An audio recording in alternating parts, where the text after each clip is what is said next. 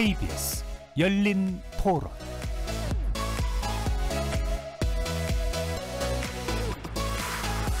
안녕하십니까. KBS 열린 토론 정준희입니다.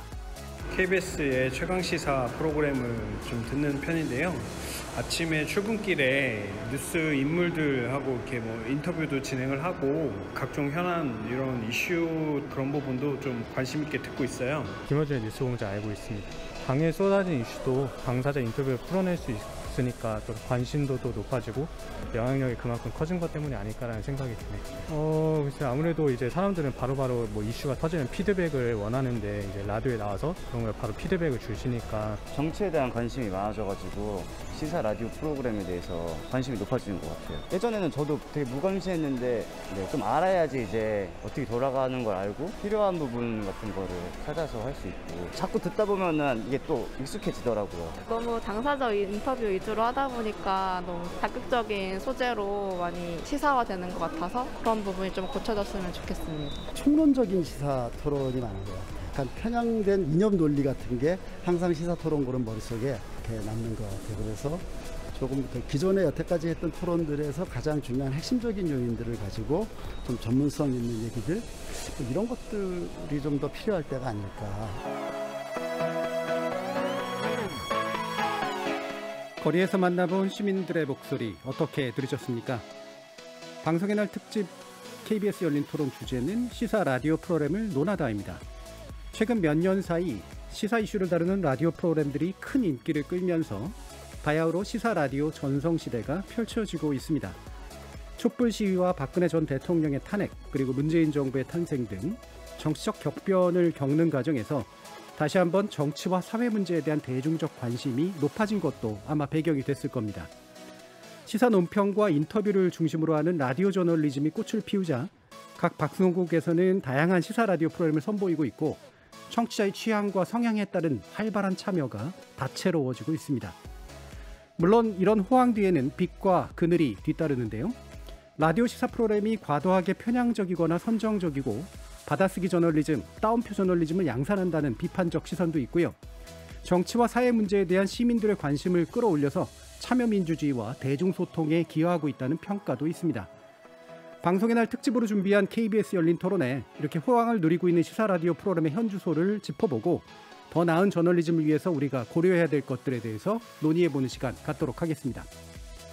KBS 열린 토론은 여러분이 주인공입니다. 문자로 참여하실 분은 샵 9730으로 의견 남겨주십시오.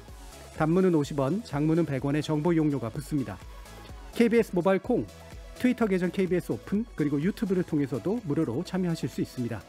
또 콩에서도 보이는 라디오로 만나실 수 있습니다. 시민 논객 여러분의 뜨거운 참여 기다리겠습니다. KBS 열린 토론 지금부터 출발합니다. 살아있습니다. 토론이 살아있습니다. 살아있는 토론, KBS 열린 토론. 토론은 라디오가 진짜입니다. 진짜 토론, KBS 열린 토론.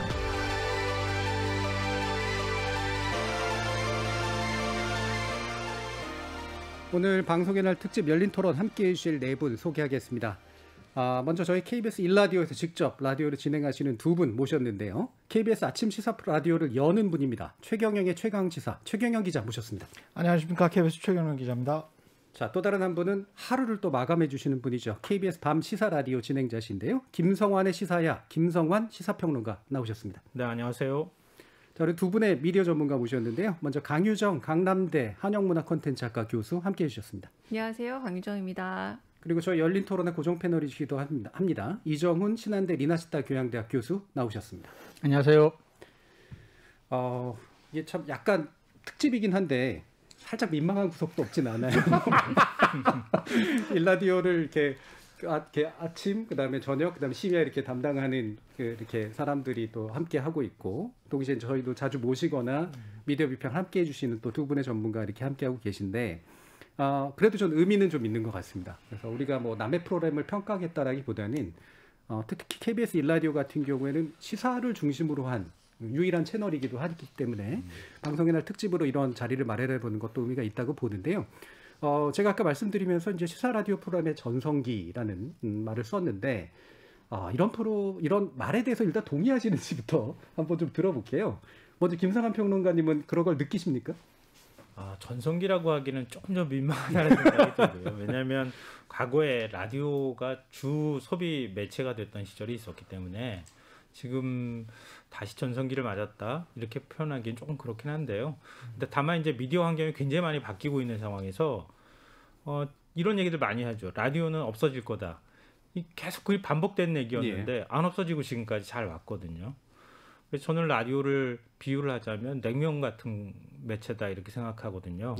왜냐하면 딱 먹었을 때 자극적이진 않지만 그냥 은근히 사람들한테 계속 생각나게 하는 매체의 성격을 갖고 있어서 여전히 라디오의 어떤 존재감은 유효하다.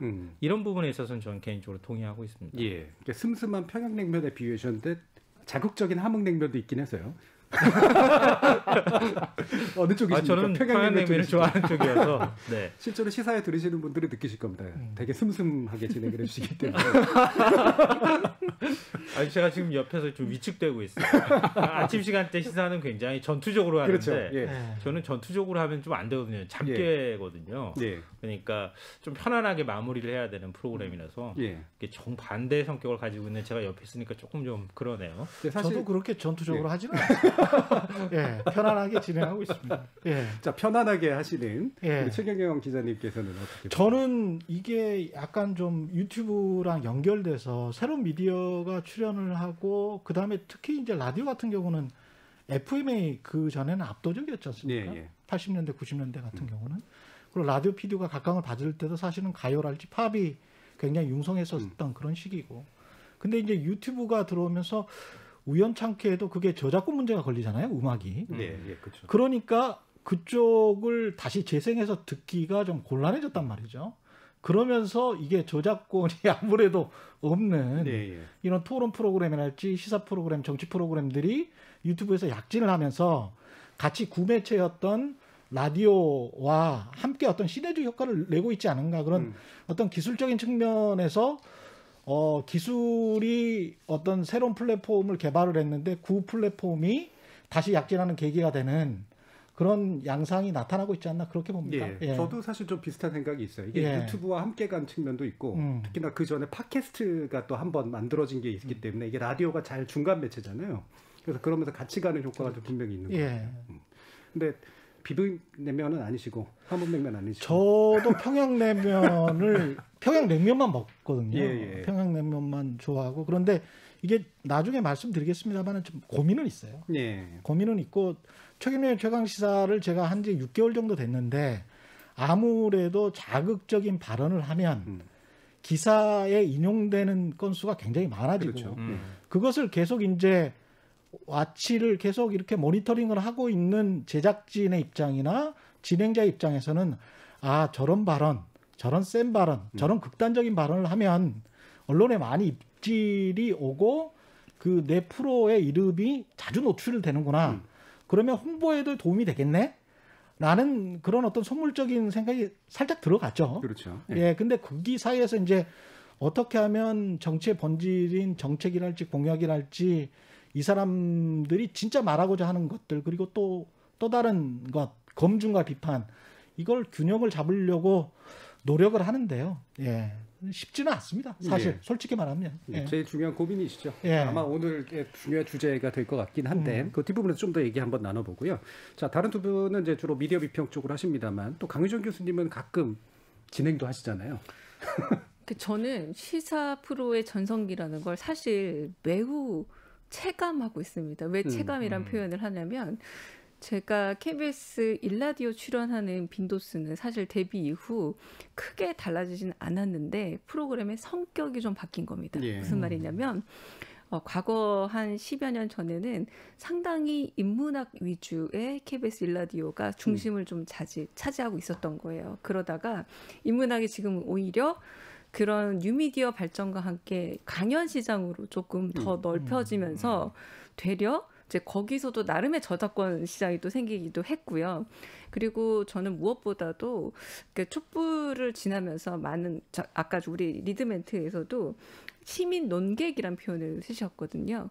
이제 그냥 청취자 여러분의 사연을 받습니다, 의견을 받습니다가 아니라 사실 이 시민 논객이란 네 글자가 저는 꽤 무게감이 있는 단어라고 생각을 합니다. 그러니까 논객이 듣는 하나의 논쟁에 참여하시는 분들이 듣는 프로그램으로 시사 프로그램이 정보 정돌이 아니라 내가 생각하고 있는 정치적 지향과 그리고 정보의 방향성에 대해서 정보 이상의 의견까지 청취하는 걸로 바뀐 듯해요. 그 네. 사이에.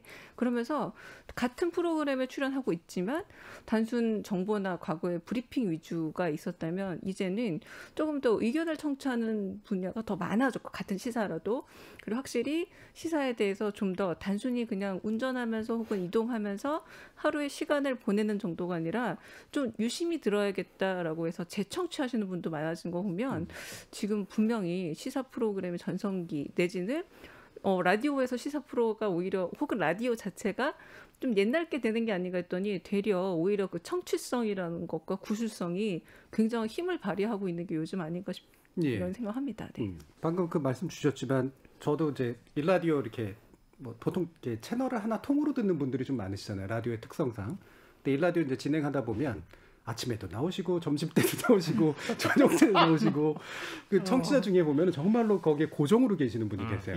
굉장히 적극적으로 또 의견을 내시고 이런 분들이 또 의견을 주도하시는 그런 성향도 있고 그래서 이게 단순한 청취자는 분명히 좀 아닌 수준인 분들이 제가 시사 덕후라고 표현을 하는데 이런 분들이 확실히 좀 늘고 있는 것 같습니다.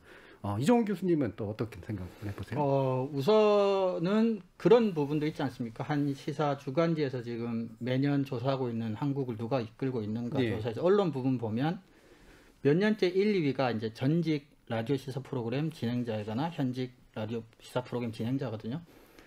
그러니까 엄밀히 따지면 취재를 했던 정통 기자는 아님에도 불구하고 항상 매년 1, 2위를 차지한다는 건 아마 시민들에게 그만큼 라디오 시사 프로그램의 영향력 같은 것들을 또 간접적으로 확인할 수 있는 지표인 것 같기도 하고요. 나중에 좀 더 자세하게 말씀드리겠지만 분명한 거는 시민들의 변화가 중요하고 그 시민들의 변화를 실현시켜줄 수 있었던 디지털 매체 기술이 이제 동반이 되면서 라디오가 신문이나 텔레비전 뉴스가 할 수 없는 그러나 더 이상 이제 온라인에 떠돌아다니는 확인할 수 없는 정보는 믿을 수가 없다고 생각하는 사람들에게 분명히 라디오 시사 프로그램이 할 수 있는 기능들이 분명히 이제 명확하게 생겼다. 그리고 그 부분에 주목하는 시민들이 많지 않나. 크게는 저는 그렇게 판단하고 있습니다. 예. 그 방금도 이종훈 교수님 말씀해 주셨지만 그 영향력이 있는 언론인에 대해서 원래 계속 수위를 차지해 오신 분이 이제 손석희 사장이시고 그다음에 이제 김어준 진행자가 최근에는 굉장히 이제 두각을 나타내고 있잖아요. 아마 그 갭이 이제 거의 메워진 그런 상태인 것 같은데 특징적으로 보면 물론 손석희 사장 같은 경우에는 저널리스트로서 이제 진행의 역할까지는 하셨지만 이른바 이제 취재하는 기자의 어떤 그 코스를 거치지는 않았던 이제 그런 상태이기도 했는데 확실히 이제 해오신 그리고 기자 입장에서 보시면 이게 이중적인 측면이 있을 것 같아요. 기자이시면서도 또 지금 진행자로서도 하시니까. 저는 사실은 취재 기자로 20여 년 활동을 하면서 진행자의 영역을 속으로는 약간 우습게 봤거든요. 예, 분명히 그런 게 있어요. 그 많은 기자들이 그렇게 생각할 텐데 진행자를 해보면서 느끼는 거는 여기서 굉장히 배울 게 많구나. 굉장히 배울 게 많고 그 다음에 굉장히 어려워요. 생각보다. 그러니까 중간중간에 바로 검증하거나 바로 비판하기도 힘들고 그렇죠. 어느 정도 선까지 들어가야 되는지도 힘든데 거기에 대한 균형점을 굉장히 잘 잡은 그것도 10년, 20년에 걸쳐서 그렇게 잘 잡으면서 사람들에게 신뢰를 줄 수 있다는 건 정말 대단하신 분이다. 그렇게 평가합니다. 그 김성환 평론가님은 또 시사 평론가시면서 진행을 하시니까. 아니, 제가 처음 라디오 시작했을 때요. 청취자 문자에 그런 게 많이 왔는데 다 알면서 뭘 질문해 이렇게 얘기해요. 근데 제가 청취자분들이 듣고자 하는 얘기를 인터뷰하는 대상으로부터 끌어내거나 그 대상의 입으로부터 나와야 되는데 그게 아니라 좀 미진하게 얘기를 한다거나 이렇게 하면 당신이 다 알면서 당신이 얘기해라 그냥 이렇게 얘기한단 말이에요. 근데 진행자는 그렇게 하기가 어렵다는 거죠. 왜냐하면 자기 의견이 섞인 얘기를 하기가 쉽지가 않으니까. 근데 그러면서 벽에 하나씩 이렇게 막 부딪히더라고요. 그걸 어떻게 하면 그럼 얘기해 줄 수 있을 것이냐. 다 라디오 청취하시는 분들은 각자 의견과 생각이 다 다른데 내 의견을 강요하지 않으면서 말을 어떻게 하면 끌어낼 것인가 이게 굉장히 큰 고민 중에 하나였어요. 예. 지금도 역시 고민하는 것 중에 하나라고 생각하고요.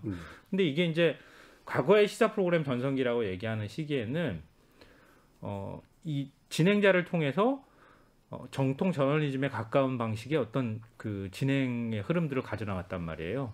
그리고 실시간으로 정치인을 불러서 진행자가 질문하고 송고처럼 질문해서 얘기를 끌어내고 이런 방식이었는데 지금 라디오 프로그램은 어찌 보면 제일 이제 청취율이 높다고 하는 프로그램은 약간 토크쇼 개념으로 지금 가 있어요. 정통 시사가 아니라. 근데 라디오 듣는 청취자들 물론 이제 채널별로 다르긴 하지만 그런 토크쇼를 일종의 팟캐스트 소화하듯이 소화하고 싶은 분들도 상당수 계시고 그렇지 않은 분들도 계시는데 과연 그런 청취자들의 입맛을 어떻게 맞춰줄 것이냐 이게 굉장히 큰 고민거리 중에 하나라고 생각합니다. 예. 그 실제로 사실은 초청해온 분보다 김성환 평론가님이 더 많이 하시는 경우도 많잖아요. 아니, 저도 이제 바깥에 나가서 다른 예. 매체에서 특히 TV에서 얘기를 하니까요. 예. 그런 경우가 있죠. 예. 있는데 그 얘기를 제가 다 설명드릴 수는 없잖아요. 네. 그러니까 오히려 그 얘기를 못 끌어내거나 이렇게 하는 게 제 능력 부족이긴 하지만 그렇다고 제가 얘기할 수는 없는 거죠. 최경영 기자님은 그 취재를 하시는 그 어떤 경험과 그다음에 진행자로서 이게 사실 뭐 중립만이 아니라 사실 어떤 면에서 새로운 종류의 취재를 그 당시에 하시는 거하고도 그렇죠. 그것도 그렇지만 또 이게 진행자를 하다 보니까 이런 게 있더라고요. 그냥 계속 데일리로 해야 되기 때문에 이 사람들과의 관계도 중요하거든요. 그럼요. 예. 그리고 정치와 언론의 역학 구도가 뭐 어느 나라건 그렇겠습니다만은 한국은 특히 여전히 정치가 힘이 세다라고 봐야 되거든요. 예. 그러면 이 정치인들이 계속 이 프로그램에 나오게 하기 위해서는 여야 가리지 않고 그러면 자동적으로 수위 조절을 해야 돼요. 왜냐하면 사람들도 많은데다가 그래서 뻔히 어떤 약간의 거짓이나 과장이 섞여 있고 너무나 극단적인 주장을 할 때도 다음 주제로 넘어갈 수밖에 없는 그런 상황들이 굉장히 많거든요. 그럴 때는 현명한 유권자들이나 청취자들이 이거는 잘 걸러내 주시겠지 하는 마음이 있는데 그걸 계속 물어보지 또 너무 심하게 물어보면 이게 또 불공정성 논란이 커지기 때문에 그걸 유지하면서 균형을 잡아간다는 게 그래서 매일매일 다른 사람과 뭐 다른 주제인데도 불구하고 비슷한 톤으로 유지를 해야 된다는 거. 근데 상대방이 굉장히 또 극단적인 주장을 한다면 그때 어느 정도로 대응을 할 것이냐, 어느 정도로 비판을 하거나 어느 정도로 질문을 할 것이냐 그게 참 큰 이슈더라고요. 예. 이 미디어를 소비하는 방식이 좀 다르다고 생각하는데요. 예를 들면 팟캐스트나 유튜브나 이런 경우에는 내 의견을 확인하고 싶은 욕구를 갖고 들어간단 말이에요. 나의 정치적 동지를 찾는 작업들이었다고 생각하는데 라디오는 듣는 청취자분들이 그런 욕구를 갖고 계시는 분들이 꽤 있어요. 있는데 그렇지 않은 분들도 있거든요. 그게 라디오의 좀 새로운 다른 방식의 특성이라고 생각하거든요. 그러니까 공정성이라는 문제를 생각을 안 할 수가 없는 거예요. 그러니까 만약에 나는 진행자가 나와 같기를 기대하는 마음들이 있어서 청취자분들은 진행자가 이 타이밍에 이렇게 얘기해 주길 바라는데 진행자는 그렇게 말할 수가 없단 말이에요. 그럼 굉장히 실망하는 거죠. 근데 그런가 하면 그렇게 또 반대편에 계시는 분들은 또 다른 얘기를 한다는 거죠. 그 중간에서 어떤 절충점이나 무게중심을 찾느냐가 굉장히 큰 고민거리라는 거죠. 결국 이제 본론이 바로 나와버렸는데 몇 가지 이제 층위가 있는 것 같아요. 예를 들면 라디오가 가지는 매체의 특성이 있고 라디오를 들으시는 또 청취자의 특성이라고 하는 게 있고 또 동시에 이제 시대 변화라고 하는 것도 있는 것 같아요. 그러니까 기존의 라디오를 보는 눈과 또 지금의 라디오를 보는 눈, 기존의 청취자와 지금의 청취자가 또 달라진 면들이 있기 때문에 아까 이제 김성환 평론가님 같은 경우에는 이제 토크 위주로의 어떤 이동이라는 현상에 대해서 얘기해 주셨고 강윤종 교수님 같은 경우에는 이제 청취하시는 분들의 논객화라는 그 부분도 얘기해서 이게 좀 겹치고 있는 것 같은데 이런 부분에 대해서 어떻게 좀 변화를 어떻게 좀 느끼고 계세요? 일단 만약에 뉴미디어 성격의 이런 거죠. 라디오 생방송을 들으시는 분보다 만약 채널에 대한 선호도 내지 신뢰도가 생기면 챙겨서 듣는 분들이 상당히 많다는 겁니다. 그런 부분에 있어서 어떤 점에서 저는 아까 이제 얘기를 하셨을 때 약간의 기계적 중립성에 대한 말씀이실 수도 있겠구나라는 생각이 들었어요. 그런 이 기계적 중립성이라는 것들이 많은 분들이 이제 겉으로 드러나고 있는 양상적, 일테면 뭐 수적으로 몇 명이 등장한다라거나 의견을 몇 번 청취하거나 누구에게 말을 기회를 더 주거나 이렇게 될 수도 있겠지만 다시 듣기를 한다거나 꼼꼼히 볼 때는 또 그 이상의 이 프로그램의 지향성 같은 거를 찾고 싶어 하신다는 거죠. 이 소비자분들, 언론 소비자분들이. 자, 그렇게 보면은 저는 결국은 진행자분이 과거에 전형적인 사실만을 전달하거나 혹은 균형감을 갖고 의견을 청취해서 중개하는 역할 이상의 스토리텔러 역할이 들어갈 수밖에 없겠구나. 지금 현재. 왜냐하면 이 스토리의 가능성 자체는 뉴스가 한 번 보고 일회용 혹은 하루용이라는 의미가 강하다면 스토리라는 말 자체는 다시 듣고 봤을 때 그 가치를 자꾸 찾게 되는 성향이 있다는 거죠. 그러니까 저는 지금 진행자분들의 고민이 이 스토리라는 것이 허구란 의미가 아니라 제가 뭔가 재전달하는 그 과정에 있어서 얼마나 그 해석 자체의 주관성이라는 것에 고민들이 있으시구나라는 생각이 들긴 하는데 한편으로는 또 많은 청취자분들께서 그 해석의 영역에 매우 목말라 하는 부분도 있다라는 겁니다. 그리고 그런 해석의 영역에 대한 목말라 하는 분들이 오히려 저는 뉴스를 몰라요 하는 계층보다는 난 뉴스를 알아요라고 생각하는 시민 농객 계열의 청취자들이 더 많다라는 게 어려움이 아닐까라는 생각이 들고 근데 어느 정도 스토리텔러로서의 진행자 역할 이제는 기계적 중립성이란 이유만으로 그걸 할 수 없어요라고 하기는 어려운 시대가 된 게 아닌가라는 생각도 들어요. 그러니까 이야기를 이제 구성해내는 힘이라고 이제 볼 수가 있는데 이게 사실 또 그런 문제도 있는 것 같아요. 그러니까 라디오 청취를 하시는 분들 중에 제가 붙박이라고 표현했던 뭔가 이렇게 지분을 가지고 계신 분들의 목소리가 큰데 사실은 드러나지 않는 청취자들도 사실 있단 말이에요. 그리고 그 수가 얼마만큼이고 그게 어느 요구를 가지고 있는지 사실 파악하기가 굉장히 어려운 면들이 좀 있어서 어떤 면에서 보면 이제 강한 목소리에서 끌려가는 현상도 분명히 좀 나타날 수가 있기 때문에 근데 과연 이 중간에 어떤 지대들을 찾을 수 있을 것인가 이 문제 참 고민이 될 수밖에 없을 것 같은데 이종현 교수님이 이제 뉴스공장이나 이런 거에 대한 평가도 좀 하시면서 아까 말씀하셨던 이제 우리 시사 라디오의 좀 변화 과정에 대해서도 좀 분석을 좀 해보셨잖아요. 어떤 변화를 가지고 계세요? 그 방금 나오신 말씀들을 중심으로 조금 이어가 보면 이제 그 물론 나와 똑같은 의견을 듣기 위해서 들어오는 시청자들도 분명히 있을 텐데 우리가 이제 안다라고 말하기 위해서는 이제 필요로 하는 정보도 있어야 되지만 사실 내가 그 사안이나 사태에 대해서 어떤 입장을 가져야 되지라는 부분도 있어요. 그러니까 이미 태도나 입장을 정한 사람도 있겠지만 지금 예를 들어 언론중재법이 어쩌다 저쩌다 하면 나는 이런 정도의 성향을 갖고 있는데 기본적으로 일단 그게 뭐지라는 정보와 함께 그렇다면 그것에 대해서 나와 같은 생각을 하는 사람들은 어떤 입장을 가지는 게 역사적으로 정치적으로 옳지라는 부분의 정보도 필요하다는 거죠. 근데 그게 데일리 저널리즘에서는 공급되지 않는다는 거예요.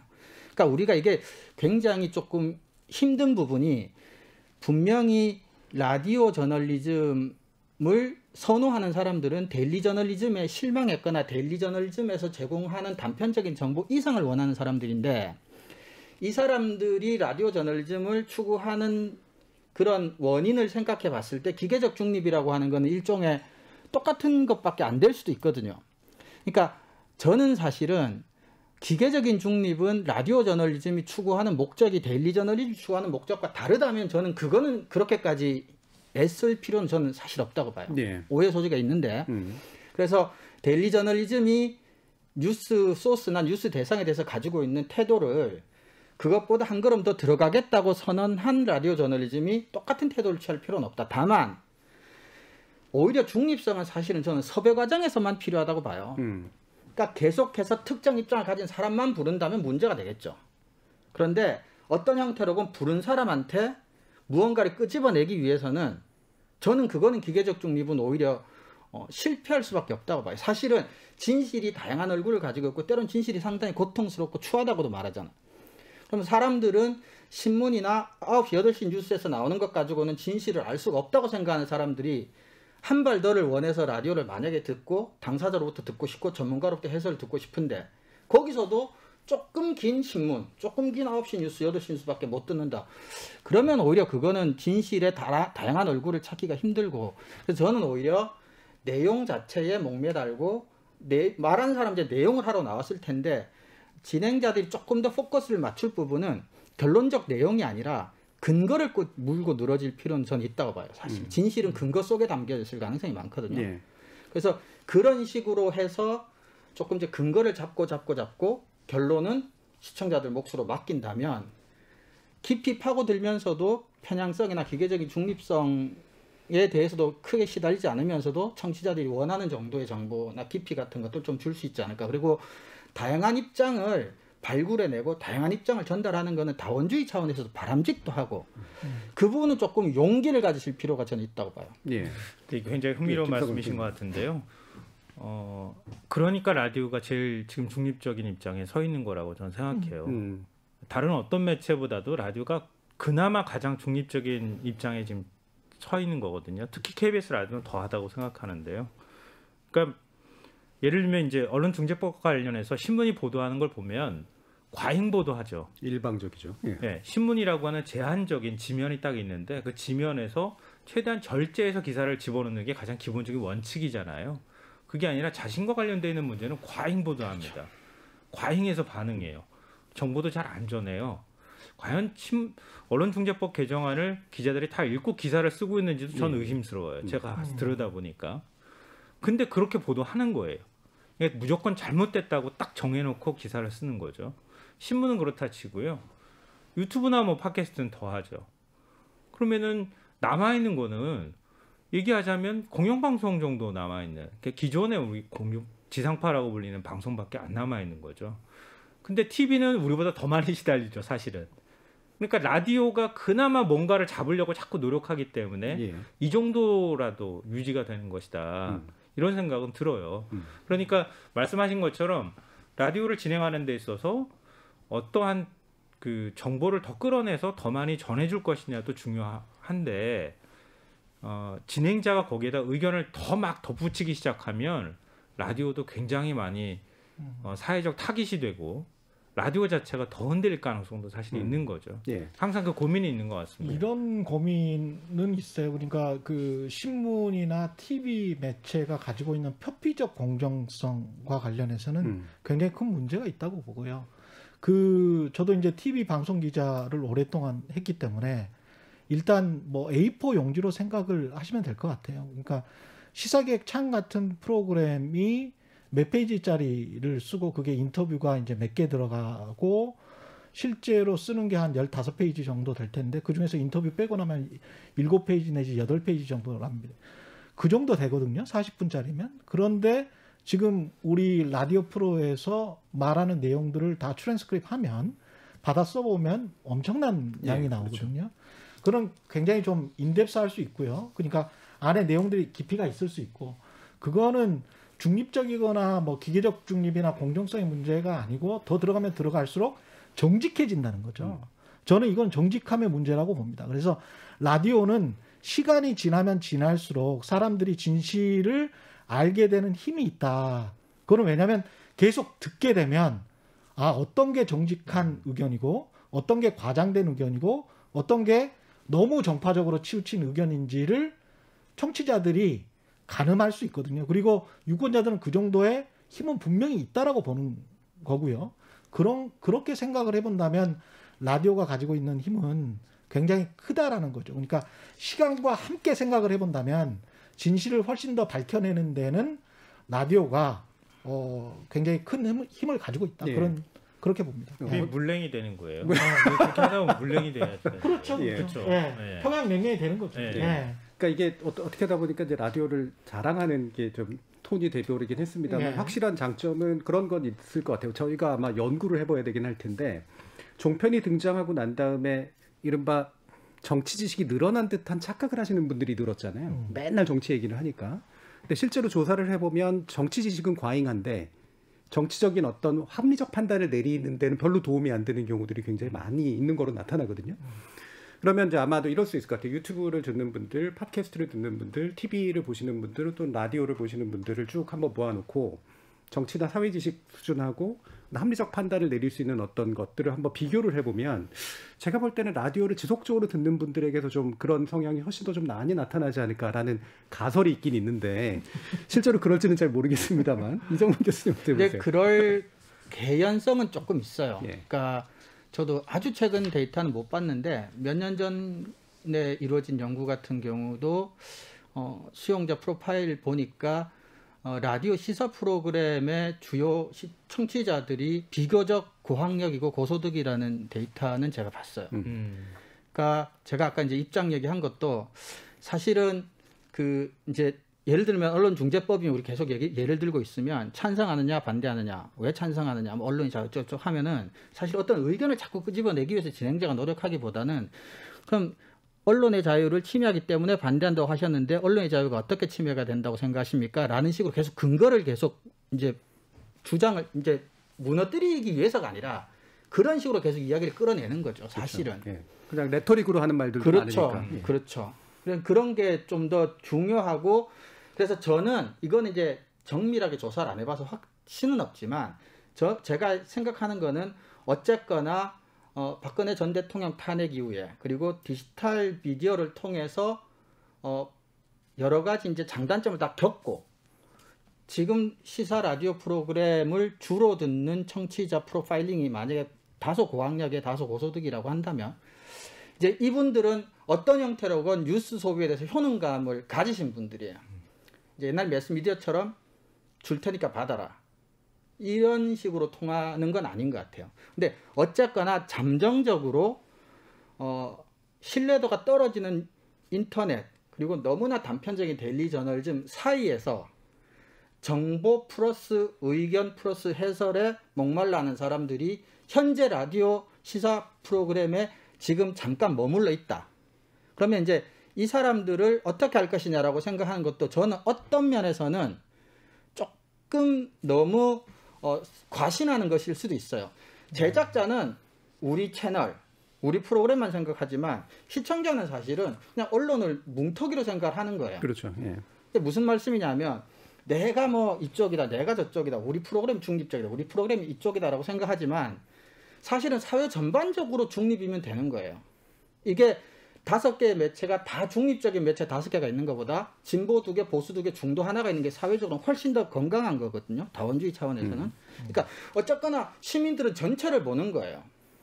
그러니까 정말 옛날식의 그러니까 시민들은 상당히 변했는데 매체도 어느 정도 변해가면서 이제 어느 정도는 맞아가고 있는 상황인데 여전히 뭔가 과거에 우리가 생각하는 저널즘에 좀 좁은 의미의 윤리 규범에 너무 갇혀 있다 보면 시민들로부터 지금 발생하고 있는 이런 변화의 에너지가 긍정적으로 미디어가 못 받아들일 가능성이 있다는 거죠. 제 얘기는. 예. 근데 사실 그게 이제 우리 방송통신심의라고 하는 독특한 규제 체계 때문에 생기는 문제가 사실 좀 있어서 그게 이제 쫓아가지 못하니까. 근데 방금 이정훈 교수님 말씀 주신 게 흔히 내적 다운성하고 외적 다운성이라는 말로 표현을 하거든요. 그러니까 외적 다운성은 보통 신문 시장에서 나타나는데, 그러니까 이념을 가지고 있는 매체들이 쭉 있다 보면 전체적으로 이제 다원적이 된다와. 근데 이렇게 방송 같은 경우에는 예전엔 채널도 몇 개 없었고 강력했기 때문에 그래서 각각의 채널 안에서 다원적인 것들을 쭉 펼쳐서 듣는 사람들이 이제 치우치지 않도록 해줘야 된다라고 하는 이 두 가지의 이제 어떤 균형이 좀 있었는데 지금은 이제 방송도 다양해지고 매체도 엄청나게 다양해졌기 때문에 결국엔 내적 다운성에 대한 어떤 지향은 약간은 과거의 것이 됐고 외적 다운성에 대한 지향이 오히려 더 타당해져지는 듯한 그런 상황도 좀 있긴 있거든요. 하지만 그럼에도 불구하고 아까 이제 공영방송이라든가 이렇게 몇 개의 채널들이 가져야 되는 내적 다운성적인 지향이랄까? 이걸 중립이라고 보통 포장을 하긴 합니다만 이게 이제 입체적이고 다면적이고 심층적인 것들을 가능하게 해주기 때문에라는 시각도 충분히 있을 것 같거든요. 김상원 평론가님 어떻게 보세요? 저는 물론 이제 그 미디어 소비자들이 어떤 걸 원하느냐 이런 것도 굉장히 중요하지만요. 좀 굉장히 딱딱한 얘기가 될 수도 있겠는데 공영방송은 그나마 좀 중간을 지켜주는 그러니까 중심축 역할을 해줄 필요는 있겠다. 이런 생각은 늘 가졌어요. 물론 뭐 지금 이제 종편이나 TV만 틀면 온갖 매체가 굉장히 많고 진짜 편향된 매체들도 굉장히 많고 그런 건 뭐 느끼지만 공영방송은 그나마 그 가운데에서 뭔가를 지켜주려고 하는 역할들을 하지 않으면 나중에 가서 이제 세월호를 자꾸 비교를 하게 되는데요. 그 당시에 제가 다른 공영방송의 라디오에도 출연하기도 했었고 그랬는데 KBS 와서 출연할 때 그 어떤 제약도 받지 않았어요. 다른 데에서는 방송 원고 토시까지 간섭했었거든요. 그러니까 지금 뭐 언론이 편향되고 막 이런 얘기하지만 제가 느끼기에는 그 시절이 훨씬 더 편향적이었어요. 그러니까 그럴 정도로 굉장히 심각했는데 KBS 오니까 KBS는 편향성을 띠라고 아마 얘기했을 것 같은데 KBS란 조직이 받지를 못하는 거예요. 그거를. 그거는 KBS가 가지고 있는 엄청난 강점 중에 하나라는 생각이 들었어요. 그 기존에 사실 매체 환경이 훨씬 더 편향적이었을 때에도 KBS 욕도 많이 먹었지만 그래도 가장 좀 공정하려고 노력을 하는 팀 그 모습이 있었다. 그래서 그 당시에 제가 무슨 얘기를 했냐면 KBS처럼 조금 굼뜬 매체도 필요하겠다. 그러니까 권력이 입맛에 맞게 막 신속하게 따라가고 움직이고 그 안에서 뭔가 하고 그러면서 한 번 이렇게 손을 꽉 잡으면은 매체가 그냥 확 손 안에 들어오는 이런 형태가 아니라 KBS 조직은 잡으려고 해도 안 잡히는 조직이거든요. 제가 볼 때는. 이런 조직은 그래도 남아있어야 되겠다. 이런 생각을 제가 했었어요. 바로 사실 제가 강윤정 교수님께 여쭐라 했는데 이거 최경영 기자는 거쳐서 가야 될 것 같아요. 왜냐하면 KBS 안에 계시다 나가셨다 다시 나오시기도 했기 때문에 너무 높게 평가하시는 것 같아요. 조직 문화를 얘기하신 거잖아요. 과거에 실제로 라디오에서도 어떤 유괴범이 잡혔는데 그게 대통령 덕분 아닙니까? 이렇게 진행자가 기자 출신의 진행자가 그냥 말을 해버리는 그런 때도 있었습니다. 그게 이제 이명박 박근혜 정부 시절이거든요. 그때 당시에 현직 기자였고 KBS 기자였는데 그런 식의 지금 같으면 상상을 할 수가 없죠. 유괴범이 잡혔는데 어떻게 그게 경찰이 잘한 거지. 그게 대통령이 잘한 건 아니잖아요. 그래요? 88 올림픽인 줄 알았습니다. 그런데 이제 그런 게 바로 뭐 7, 8년 전이란 말이죠. 그래서 저는 이제 두 가지 의문이 들어요. KBS는 그런 어떤 논쟁으로부터 자유롭지 않다라고 보고 있고요. 두 번째는 KBS가 어떤 일종의 영화 제목에 그런 게 있었잖아요. 이퀄라이저라고. 이퀄라이저. 그래서 모든 것을 공정하게 해주는 어떤 힘이 있는 막강한 미디어인가 그럴 힘은 전혀 없다. 그리고 그런 미디어가 있어서도 안 된다라고 저는 생각을 해요. 지금 언론 지형을 인위적으로 바꾸고 싶어하는 사람들도 있겠죠. 그리고 그 언론의 행태가 정말 못마땅한 저도 같은 기자로서 굉장히 많습니다. 그리고 그걸 뭔가 바꿔야 돼요. 언론인들이 바꿔야 되는데 그걸 어떤 특정한 그 정치 권력이나 어떤 특정한 어떤 미디어가 모든 것을 잘할 수 있을 것이다라고 판단하는 그 순간에 뭔가가 어그러진다. 그런 생각을 합니다. 오히려 공영방송에 물론 가치나 조직 문화는 필요하지만 그게 특히나 과거에는 그걸 또 어깨에 힘이 또 많이 들어가 있었잖아요. 그렇죠. 지금은 사실 오히려 어깨에 힘보다는 힘을 빼는 게 그렇습니다. 겸손해지는 거. 사실 저는 이제 오늘 들어오다 보니까요. 이제 KBS 앞에 이렇게 커다란 이렇게 사진이 붙어 있는데 거기에 이제 높이뛰기 4위 하셨던 우상혁 선수 그림이 붙어 있더라고요. 이제 그 이유가 충분히 짐작이 됐습니다. 다른 데서는 아무도 중계하지 않았으나 KBS는 중계를 해서 보여줬거든요. 그러니까 바로 저는 좀 그런 역할이 공영방송이기 때문에 기대되는 부분이 있다는 거예요. 언론 소비자분들에게. 그러니까 단순히 공영방송이니까 중간을 어떻게든 찾아라, 중간 추를 찾아라라기보다는 가령 이런 거죠. 신문이 아까 지면에 제한이 있었다고 했지만 아무래도 라디오 방송 비롯해서 시간의 제한이란 건 똑같이 있다라는 거죠. 그런데 다른 채널들에서 다뤄지고 있는 똑같은 시사 주제가 KBS도 똑같이 방송이 되고 공영방송으로서 방송이 됐을 때의 실망감도 있다라는 겁니다. 해석 여지를 떠나서.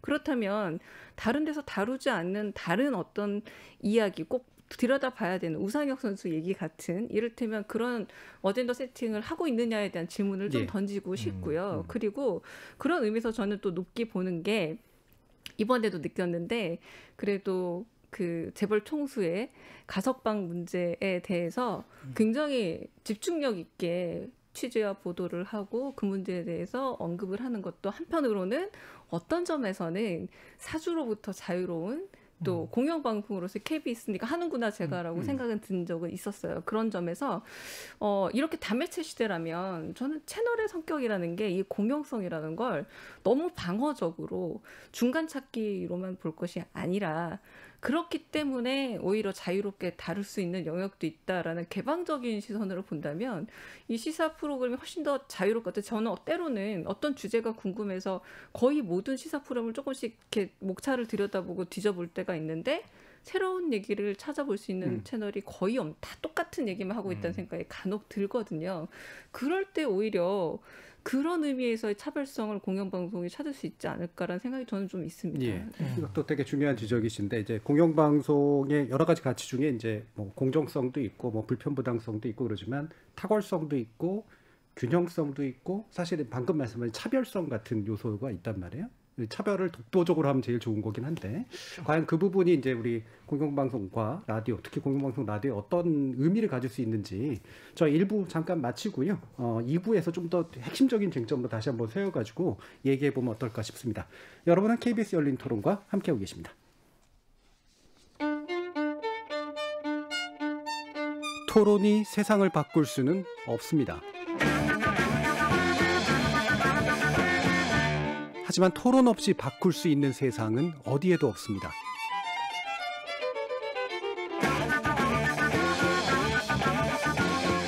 세상의 선한 변화를 갈망하는 당신. 정답이 아니라 질문의 힘을 믿는 당신. 우리 KBS 열린 토론에서 만납시다.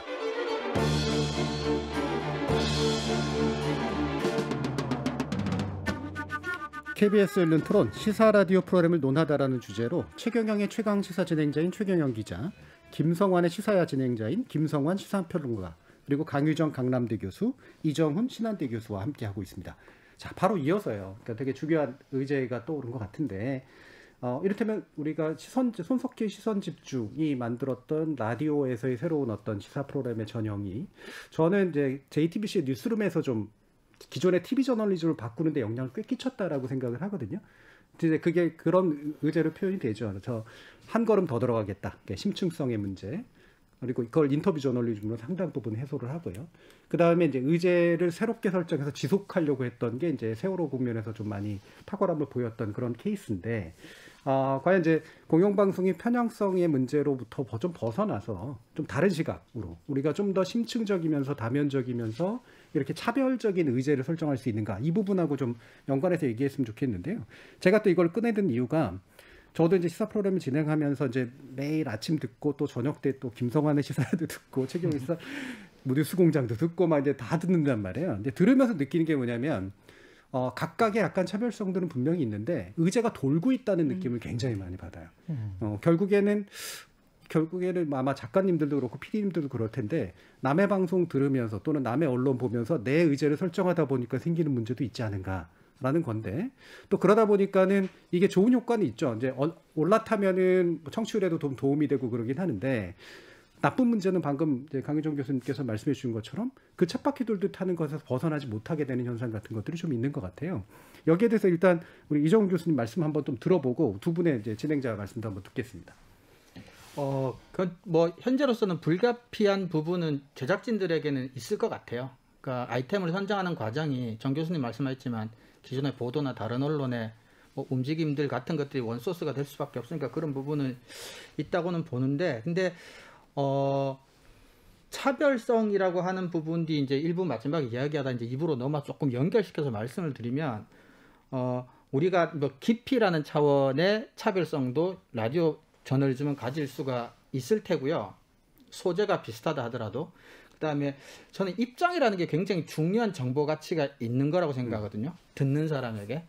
그러니까 특정 입장을 청취자에게 강요한다면 당연히 공정성에 문제가 생기겠지만, 존재하는 다양한 입장들을 소개해 줄 수 있다면 그것도 굉장히 중요하다고 생각해요. 만약에 이제 사실 저는 아까 우리가 KBS에 조금 또는 공영방송에 약간 초점을 맞춰서 얘기한다고 생각을 못하고 일반적인 얘기를 하다 보니까 KBS가 공영방송인데 중립성으로부터 저렇게까지 자유로운 발언을 해도 되나. 근데 저는 이제 일반론적인 얘기였는데 KBS라면 조금의 이제 중립성의 어떤 필요성은 조금 다르긴 하겠지만, 근데 우리 강 교수님도 말씀하셨지만 똑같은 이슈라더라도 부르는 사람을 좀 다르게 해볼 수 있다든지 아니면 공영방송의 중요한 가치 중에 하나 또 이제 사회적 약자에 대한 배려 같은 것들이니까 매 정치인들만 부르고 누구만 부르지 말고 똑같은 이슈를 그렇게 좀 뭔가 섭외하는 과정에서 공정성, 가치들은 사실은 거기서 대부분 실현돼야 되는 거고 이미 불러놓은 출연자들한테서 진실의 일면을 끄집어내는 데 있어서는 중립성이니 뭐니 하는 것들은 사실은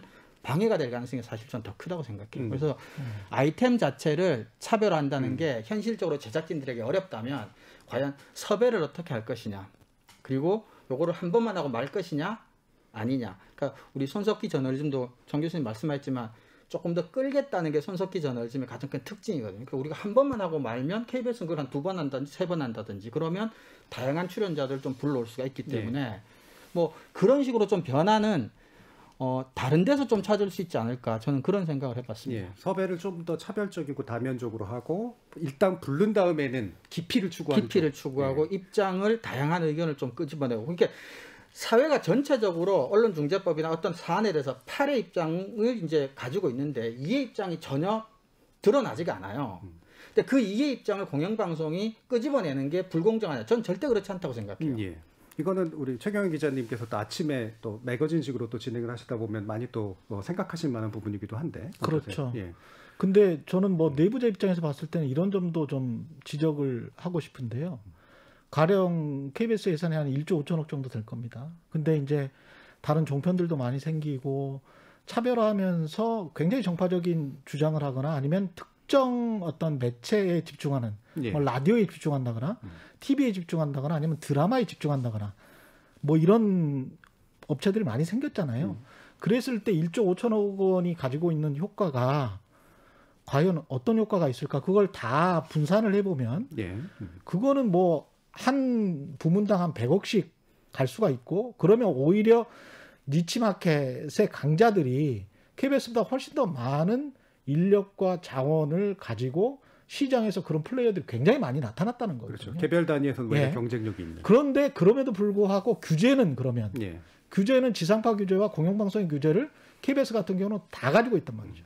그러면 지난번에 MBC 노동조합이 파업했을 때 법원에서도 언론 자유가 언론 노동자들의 어떤 그 경쟁력이다라고 인정을 했잖아요. 그거는 언론 현업자들은 다 느끼는 거예요. 언론 자유는 언론 노동자들의 어떤 권력이고 그리고 경쟁력이란 말입니다. 그런데 한쪽은 손이 완전히 풀어진 상태에서 또 정파적으로 선정적으로 하고 있고 한쪽은 깊이 있고 차별성 있고 그다음에 다양한 것만 추구하라는 식의 어떤 아카데미적 요구를 한다면 그렇다면 재미와 의미를 같이 합치할 수 있는 그런 정말 제대로 된 저널리즘이 나올 것인가. 그거는 사실은 정치적인 이슈를 확 들어가지 못하고 회피하는 어떤 그런 것일 수도 있다. 그런 어떤 고민이 있는 거죠.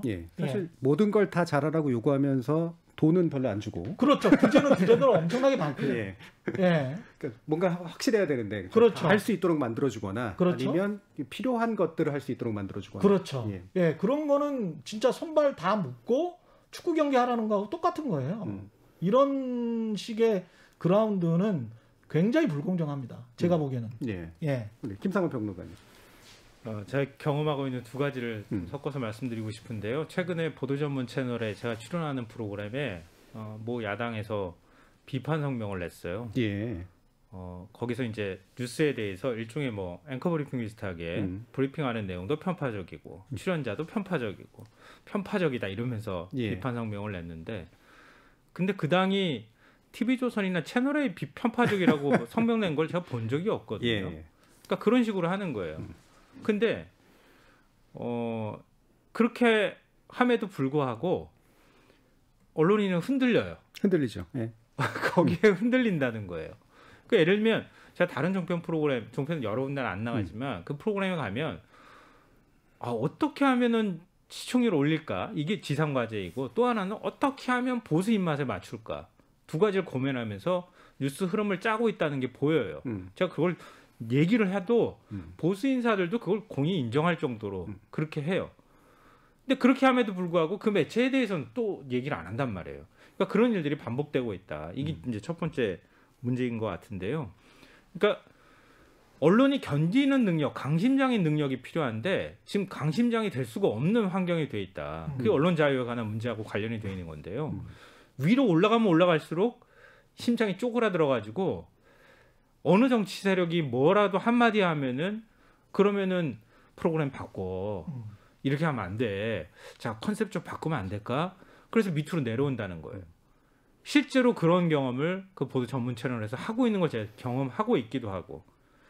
그러니까 손석희 저널리즘이라고 얘기하지만 손석희 저널리즘은 제 손석희 시선집중 때부터 봤지만 한 사람을 통해서 그 한 사람이 강력하게 프로그램을 쥐고 그 사람의 생각이 직접 자기의 말로 드러나기보다는 섭외를 통해서 투영돼서 드러나는 방식으로 가 있었다는 거예요. JTBC로 옮기고 난 다음에 뉴스를 하는 것도 그게 가능했기 때문에 좀 가능했다고 보거든요. 보도 사장이었기 때문에 또 가능했죠. 네. 태블릿 PC 보도도 그렇게 했기 때문에 가능하지 만약에 눈치 봤더라면 안 했을 가능성이 있다고 봐요. 그러니까 그런 환경과 여건이 돼야지 되는 건데 지금의 모습들은 여건도 안 돼 있을 뿐더러 강심장이지도 못하고 이런 게 막 뒤죽박죽 다 섞여가지고 책임의식만 점점 커져 있는 상태다. 근데 그 제가 그 최 기자님 또 그렇게 하셨는데도 불구하고 또 원론적 이상적인 말씀을 또 한 번만 더 드릴게요. 근데 그 공부하는 사람 입장에서는 그 현업에 계신 분들이 언론의 자유를 어떻게 개념화하시고 어떻게 피부로 느끼시는지 모르겠는데 공부한 제 입장에서는 언론의 자유는 그렇게 막 되게 안락하고 아늑하고 편안한 개념은 결코 아니에요. 엄청나게 약자인 언론이 엄청나게 강구한 권력의 비리를 뭐 캔다든지 거기서도 정보를 얻어내야 되는데 힘이 하나도 없으니까 사실은 그래도 그거 조그마한 단도같이 카려도 하나 쥐어준 거, 그러니까 언론이 저는 원래 되게 힘들고 처절한 거라고 생각을 해요. 저는 그렇게 배웠고 이론적으로는. 그리고 편안하지 못한 상황이라는 거는 인정합니다. 우리나라가 가지고 있는 여러 가지 이제 규제 체계나 법 체계가 조금 더 이제 까다로운 부분이 있고 특히 심의 체계라는데 특히 선거 방송 관련해서는 굉장히 이제 복잡한 규제 체제를 가지고 있는데 그럼에도 불구하고 그거는 이제 우리끼리 하는 얘기지 청취자 입장이나 시민 입장이 돼 보면 아니 뭐 우리 업은 안 힘든 거 있나 뭐 이런 식이거든요 사실은. 그러니까 그게 핑계가 될 수는 저는 없다고 봐요. 그러니까 탁월성을 아까 정 교수님 말씀하셨지만 만약에 KBS라면 억울하시더라도 다른 아까 말씀하셨던 선정적으로 할 수 있는 그런 데보다 더 탁월한 퍼포먼스를 내는 수밖에 없고 그 다음에 한 가지 또 말씀드리고 싶은 거는 우리가 아무리 공영방송이라도 우리 인구 전체 5천만을 만족시키려고 프로그램 만들 수는 없잖아요. 어느 정도는 이제 청취자 분석이 돼 있을 테니까 대체적으로 우리 프로그램을 청취하는 분들의 이렇게 프로파일이 나오잖아요. 그럼 그분들한테 맞추시면 될 것 같아요. 예를 들어 그분들이 선정적으로 원할까요? 그분들이 유튜브 굉장히 선정적이고 막 감정에 그런 걸 원한다면 뭐 약간은 어느 정도 가미할 수 있겠지만 저는 사실은 KBS로만 놓고 보면 그런 유튜브를 원하는 사람들이 굳이 새벽 일찍 일어나서 뭐 라디오 켜가지고 KBS를 굳이 들을까? 저는 그럴 것 같지는 않거든요.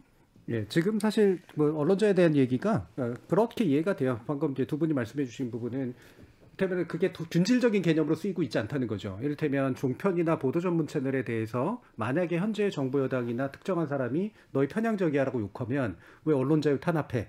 이렇게 얘기하는데 바로 나오겠죠. 예, 예. KBS라든가 지상파가 뭔가 이렇게 또는 TBS도 이제 뭐 이를테면 뉴스공장 가지고도 편향적이야라고 공격하는 야당에 대해서 너는 왜 언론자유를 침해하고 있어? 라는 얘기는 또 안 한다는 거잖아요. 그렇죠. 사실 이 비균질적인 것들은 물론 TBS나 KBS와 같은 특히 MBC 같은 경우 소유 구조가 가지고 있는 Y10 같은 경우도 사실 일부 그런 면이 있어서 거기에 이제 그 유일한 게 너희는 그래도 공영방송이고 너희들은 공공자금이 투자가 돼 있잖아 라면서 결국 피해 가시는 분들도 사실 좀 많이 있긴 해요. 그래서 이게 결국은 공영방송이 짊어져야 될 짐인 거냐 아니면 이 매체 환경에서 오는 그리고 정치 세력들이 벌이는 좀 기묘한 불균형적인 싸움인 것이냐라는 부분에 대해서도 두 가지 생각이 다 있으시긴 할 것 같은데 우리 강유정 교수님 말씀 먼저 한번 좀 들어볼까요? 약간 조금 패러다임을 조금 바꿔서 한번 얘기를 해보고 싶은 게 뭐냐면요. 가령 시사 프로그램에서의 개편이라는 거는 제가 느끼기에는 그 진행자 교체입니다. 이거는 저희가 지금 계속 얘기할 때도 손석희 저널리즘이라 얘기하는 것도 그 프로그램의 포맷도 있고 그 프로그램에서 만들어가는 작가와 스태프들도 있지만 여하튼 그 진행자가 가지고 있는 그 능력 자체가 시사 프로그램에서 굉장히 강력한 힘을 발휘한다라고 생각을 하고요. 그 패러다임이 지금까지 가고 있다고 생각을 해요. 어떤 프로그램이 있어서 진행자가 누구든 간에 그 프로그램 성격을 유지한다라기보다는 굉장히 카리스마 있는 혹은 영향력 강한 내지는 색깔이 강한 브랜드성을 가진 진행자들이 들어옴으로써 그 프로그램 성격이 자꾸 바뀌는 거죠. 그런 와중에서 저는 이제 공영방송에서 좀 넘어가서 좀 어떤 얘기를 하고 싶냐면 아까 이제 어떤 점에서 채널과 그리고 방송사의 성격에 따라서 정치적 편향성의 얘기가 굉장히 좌우된다는 얘기는 저는 한편으로는 늘 반복적으로 듣는 비슷한 맥락에서의 좀 대답이다라는 생각도 들고 제가 얘기하고 싶은 거는 진행자한테 기대하는 것 중에 하나는 저는 새로운 뉴스 가치의 발굴이라는 건 올해 KBS에서 수신료 인상의 가장 중요한 근거로 얘기했던 것 중에 하나가 미디어 리터러시의 향상이라는 부분이거든요. 저는 이게 가장 알맞은 게 라디오 매체라고 생각을 해요. 시사 영역이야말로 미디어 리터러시를 진행자의 역량을 발휘해서 아까 김상환 진행자께서 다 알지만 모르는 척 하신다고 얘기를 하셨단 말이에요. 근데 저는 좀 다른 진행자를 조금 요구하는 겁니다. 진짜로 배우려는 진행자들이 별로 안 보인다면 이 미디어 리터러시, 그러니까 아는데 모르는 척이 아니라 모시는 분들에게 진짜 이걸 궁금해서 물어보는 그런 역할. 그러니까 소비자가 저분은 진짜 모르지만 우리의 욕망과 혹은 우리의 모르는 부분에 있어서 갈증을 해소해 주는구나까지도 진행자한테 요구하는 걸로 옮겨가고 있는 게 아닌가. 그런데 한편으로는 우리가 너무 이 진행자를 바꿈으로써 개편하고 있는 조금은 편한 방식으로 약간 문제들을 조금 고답적으로 돌파하려고 하는 것은 아닌지. 그러니까 제가 저 제목을 보고 아까 다시 든 생각이어서 올바른 시사 프로그램은 어떻게 가야 되는가라고 한다면 저는 라디오야말로 그 미디어 리터러시에 가장 적합한 매체라고 생각을 하기도 합니다. 예. 근데 뭐 라디오가 워낙 또 이제 퍼스널리티라고 부르는 그러니까 진행자의 어떤 개성 그리고 거기에 그 기반을 둔 팬덤이라고 하는 것도 되게 중요한 매체이긴 해서 그러니까 진행자가 교체되는 게 사실 프로그램이 교체되는 측면들이 있죠. 근데 대신 그것과 함께 이제 포맷의 교체 또는 접근법의 교체 뭐 이런 것들까지도 고민을 해보긴 해야 될 텐데 자, 두 분의 퍼스널리티의 관점에서 한번 말씀 한번 주시죠. 최경희 기자님. 아니 그 아까 형식적인 질문도 하셨잖아요. 그러니까 뭐 10분, 15분 뭐 아주 길어봐야 지금 최경영의 최강 시사 같은 경우는 한 20분 정도거든요. 근데 제가 그 전에 꼭지가 근데 최경영의 경제쇼를 진행할 때는 1시간 통으로 했단 말이죠. 그랬죠. 근데 1시간 통으로 하면 한 5번 정도 그 모시면 그러면 그분의 어떤 말하고자 하는 게 다 나와요. 그러면 청취자분들이 충분히 이제 판단을 할 수가 있거든요. 그러면 유튜브나 아까 말씀하신 대로 팟캐스트에서 충분히 얻을 수 있는 어떤 정보들, 인덱스한 정보들을 라디오에서도 또 제공을 하고 그러면서도 비판적으로 검증할 수 있는 충분한 시간이 되죠. 근데 이제 15분이나 20분이라는 그 포맷 자체가 가지고 있는 뭐랄까요? 재미? 계속 바뀐다? 그러면서 사람들이 뭐 왔다 갔다 한다? 그러면 아마도 청취자가 계속 머물러 있을 것이다. 그게 이제 TV 뉴스가 가지고 있었던 9시 뉴스 지금도 1분 20초, 2분 안팎의 보도만 하고 있지 않습니까? 그래서 해외 선진국에 비해서는 상당히 이제 짧은 포맷들이죠. 이런 것들이. 그런 것들이 사실은 라디오 제작진도 재미와 의미를 같이 가져가려고 하다 보니까 그리고 어쩔 수 없이 같이 가져가야 되는 측면이 있지 않습니까? 재미 플러스 의미는 어쩔 수 없는 것이기 때문에. 그래서 반반씩 가져가려고 할 때 나타나는 어떤 이쪽이 또 항상 안 채워지는 그러면서 그 다음 날로 또 넘어가고 하다 보면 계속 그 주제가 헛바퀴 도는 아까 말씀하신 그런 측면들 그래서 탁월성이 덜 보이는 그런 측면들이 분명히 있어요. 그래서 그런 것들은 자성해야 되고 뭔가를 고칠 수 있는 그런 포맷과 진행자의 능력이 있어야 된다. 그건 전적으로 뭐 맞는 말씀이고요. 근데 그걸 하는 어떤 뭐랄까요, 정치적인 것들, 법적 제도적인 것들은 제가 진행을 하기 전에 느끼지 못했던 탐사보도 기자는 완전히 완결된 걸 갖다 주거든요. 완전히 완결된 팩트를 갖다 주는 건데 그때와는 전혀 느끼지 못했던 답답함이 있는 거죠. 왜냐하면 15분이나 20분 동안 충분히 검증을 할 수 있어야 되는데 검증을 못하고 그냥 나가버리고 계속 빠져나가니까. 근데 그 사람이 또 주요 고객이란 말이죠. 그분들이 또 주요 고객이에요. 그래서 계속 나와야 돼요. 예. 그런 어떤 정치적 공정성을 또 같이 유지하다 보니까 이게 참 쉽지 않습니다. 그래서 청취자들이나 어떤 지지실이라는 측면에서도 후련하게 어떤 사안들을 완벽하게 하기가 매일매일 하기는 참 어렵더라. 변명 같지만. 네. 최경영 기자님의 제가 경제쇼를 굉장히 좋아했거든요. 네. 오후에 거의 매일 들었는데 그때보다 지금이 덜 행복해 느껴져요. 그래요. 저는 충족되지 않은 욕구 같은 게 있어요. 그래서 저도 정말 알고 싶거든요. 진행자로서도 알고 싶고 진실에 좀 더 다가가고 싶은데 중간중간에 계속 끊겨버리니까. 그렇죠. 이게 또 아침 매거진형 프로그램들의 특징이고 이게 어떤 한계도 좀 있긴 있어요. 그렇습니다. 제작진의 또 고충도 있고요. 심야 프로그램 하시는 프로그램 진행자가 이렇게 솔직하게 얘기하는 진행자가 있을까 그런 생각을 제가 옆에서 하면서 끄떡끄떡하면서 얘기를 들었는데요. 정직함이 장점입니다. 네, 참 시간의 밀도라는 거 어떻게 가져나갈 거냐 이런 문제인 것 같아요. 어떤 인터뷰는 생각하지도 않았는데 전혀 생각할 수 없었던 얘기들이 자연스럽게 나오는 인터뷰도 있어요. 그러니까 인터뷰도 굉장히 중요하겠죠. 그럴 때는 인터뷰를 끌어내는 사람도 중요하겠지만, 근데 또 어떤 경우에는 지금 이제 잘 빠져나간다는 표현 쓰셨지만 아무리 인터뷰에도 안 나오는 이런 것들이 있어요. 그러니까 하나는 헐겁고 하나는 굉장히 조밀한 인터뷰가 가능해지더라는 거예요. 참 이게 고민거리 중에 하나인 거죠. 그리고 말씀하셨던 것처럼 경제 문제나 사회 문제도 다 마찬가지지만 이게 한 5분, 10분, 10분, 20분 사이에 사실 전반적인 맥락을 설명드리기가 어려워요. 그거를 다 욕구를 충족해 주기가 어려우니까 하는 사람도 답답하고 한편으로 듣는 사람도 굉장히 부족함을 계속 느끼는 이런 일들이 반복되고 있는 것 같아요. 그러니까 말씀하신 것처럼 화끈하게 한 1시간이나 2시간 털어가지고 A부터 Z까지 그냥 쫙 한번 설명해 주면 미디어 리터러시도 그냥 확 능력 올라갈 것 같고 그런 게 전 좀 필요할 때가 있다고 봐요. 그러니까 KBS 안에 내적 다양성의 측면에서 그런 프로그램이 라디오에 꼭 살아 있어주면 참 좋겠다. 경제든 사회든 어떤 분야를 좀 다루는 거에 있어서 그런 바람을 가져보고요. 근데 대신에 이제 한 프로그램 안에서 그걸 다 소화하려고 하다 보니까 시의성도 맞춰야 되겠죠. 또 인터뷰 신경도 써야 되겠죠. 그 다음에 균형도 맞춰야 되죠. 그리고 저희 밤 프로그램 같은 경우에는 시사로 서로 투닥거리면 짜증나잖아요. 사실 듣는 분들이. 그러니까 그렇게까지 가지 않으려면 뭐 인문이나 이런 분야에 대한 얘기들도 해야 되겠죠. 너무 욕심이 많은 건지. 그러니까 이런 것들을 넣다 보면 결국은 충족감을 완전하게 느끼지 못하는 현상들로 이어지지 않을까. 그런 생각은 항상 하게 돼요. 그러니까 어느 진행자나 다 비슷하게 느끼고 있는 점일 것 같습니다.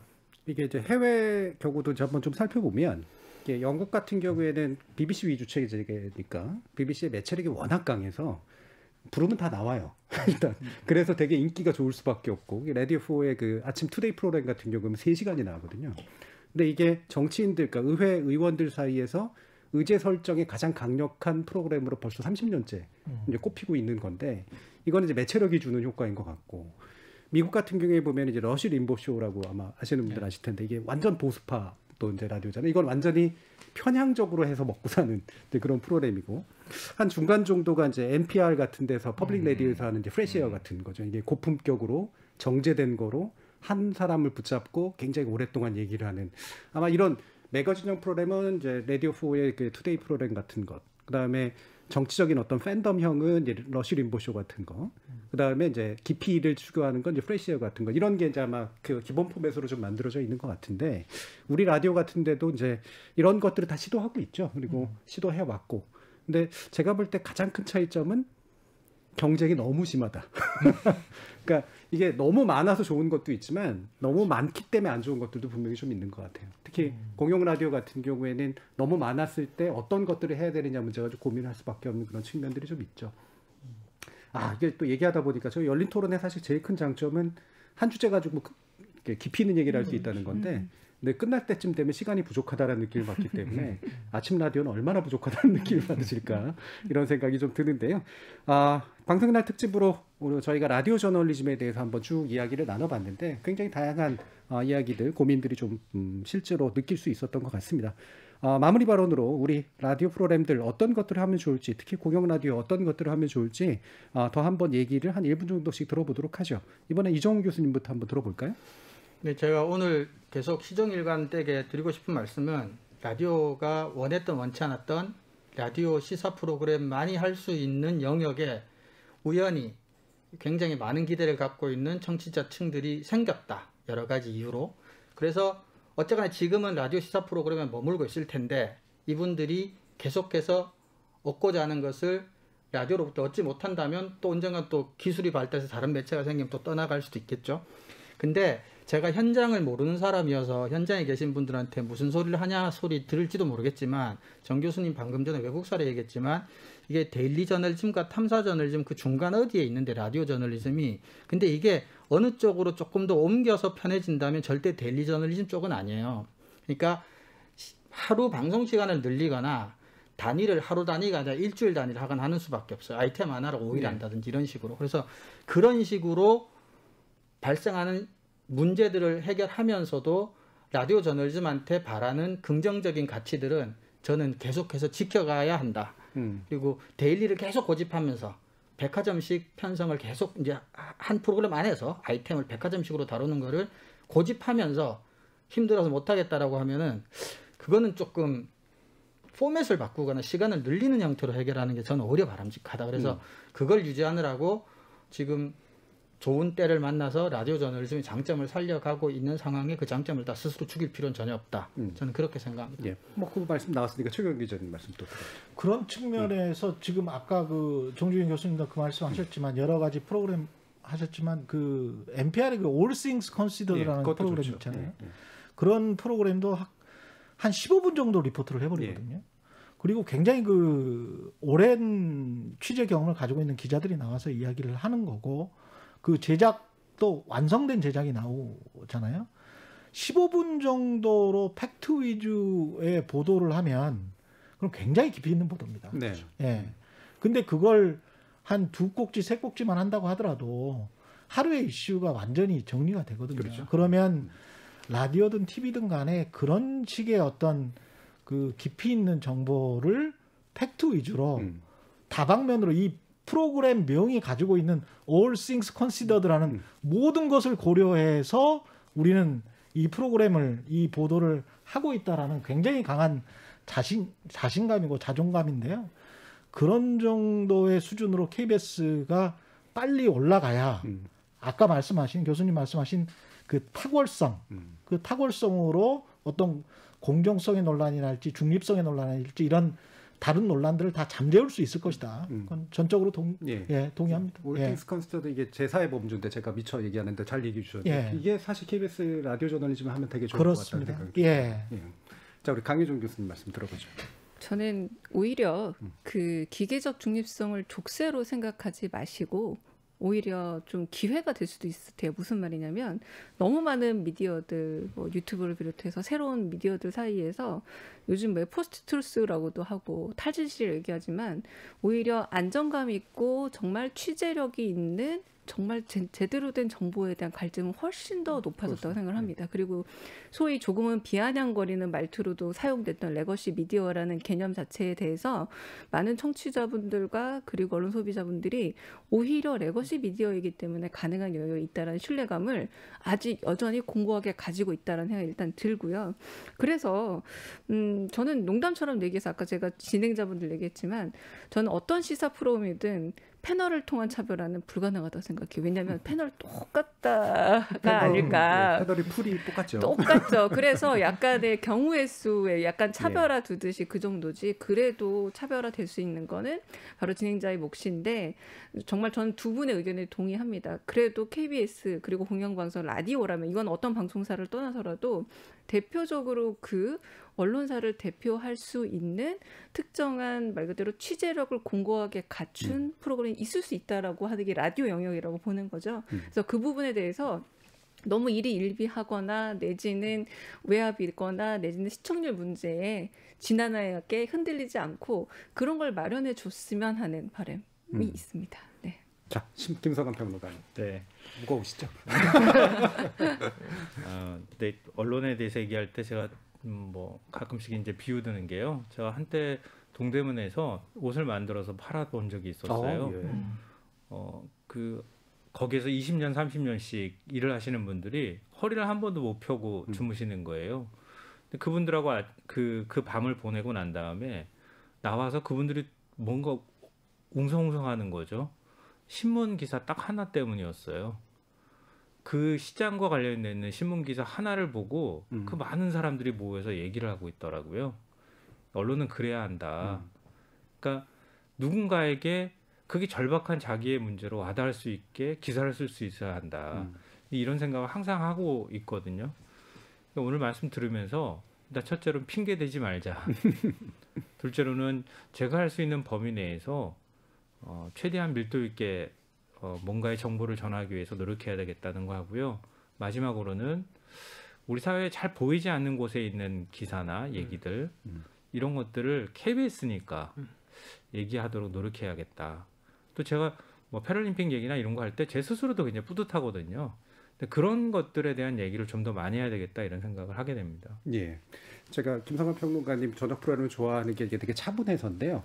어쩌다 보니까 이게 부흥회로 시작했다가 이렇게 참여하는 거로 끝나는 듯한 그런 느낌이 듭니다. 저희 KBS 열린 토론 방송의 날 특집으로 시사 라디오에 대해서 이야기 나눠봤는데요. 오늘 토론 함께해 주신 최경영 기자님, 김성환 시사평론가님, 그리고 강유정 강남대 교수님, 이정훈 신한대 교수님 네 분 모두 수고하셨습니다. 감사합니다. 고맙습니다.